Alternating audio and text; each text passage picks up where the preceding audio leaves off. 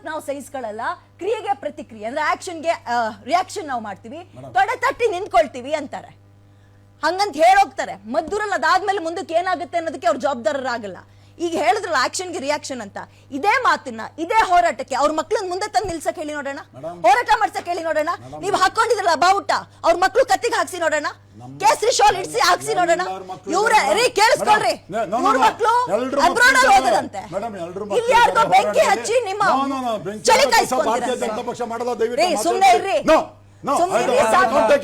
ಯಾವೊಬ್ಬ ನಾಯಕನ ಮಕ್ಕಳು ಬಂದಿದ್ದಾರೆ ಇಲ್ಲಿಗೆ? ಯಾರು ಬಂದಿದ್ದಾರೆ? ಕಲ್ಲು ಹೊಡೆಸ್ಕೊಂಡಿರೋರು ಬಿಜೆಪಿ ಅವರು ಅಲ್ಲ, ಇನ್ಯಾರು ಅಲ್ಲ. ಅಲ್ಲಿರೋ ಬಡಪಾಯಿ ಮಕ್ಕಳು ಹಿಂದೂಗಳಿಗೆ ಮುಸ್ಲಿಮರಿಗೆ ತಗೊಂಡಿಲ್ಲ ಕಣ್ರಿ.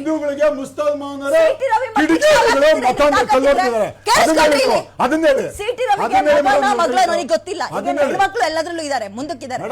ಸಿಟಿ ರವಿ ಮಕ್ಕಳಿಗೆ ಇದೇ ರೀತಿಯಾಗಿ ಶಾಲ್ ಹಾಕ್ಸಿ ಆಕ್ಷನ್ಗೆ ರಿಯಾಕ್ಷನ್ ಅಂತ ಹೇಳಿಸ್ತೀರಾ?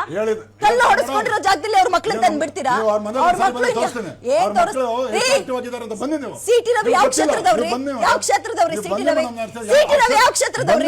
ನಾನು ಅದೇ ಕ್ಷೇತ್ರದವ್ರು ಹಾಗಾಗಿ ಮಾತಾಡ್ತಾ ಇದ್ದೀನಿ. ತಿಳ್ಕೊಂಡಿಲ್ಲ ಅವ್ರ ಬಗ್ಗೆ, ಸರಿಯಾಗಿ ತಿಳ್ಕೊಂಡಿಲ್ಲ ನೀವು. ಸಿಟಿ ರವಿ ನನಗೆಲ್ಲ ಗೊತ್ತು ಅವ್ರ ಬಗ್ಗೆ.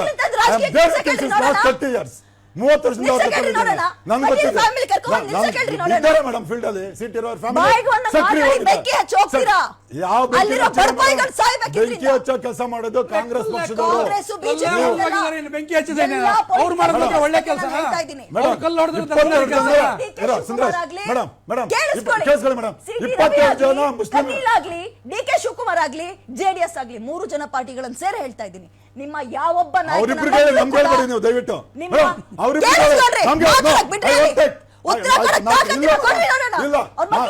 ಪ್ರಶ್ನೆ ಕೇಳಿ ಮೇಡಮ್, ನೀವು ಪ್ರಶ್ನೆ ಕೇಳಿ ಮೇಡಮ್,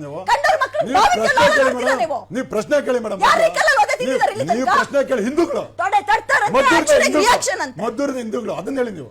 ಮದ್ದೂರು ಹಿಂದೂಗಳದ್ದೇ ರೀ, ಮದ್ದೂರು ಮಾತ್ರ ಅಲ್ಲ, ಭಾರತ ಹಿಂದೂಗಳದ್ದೇ.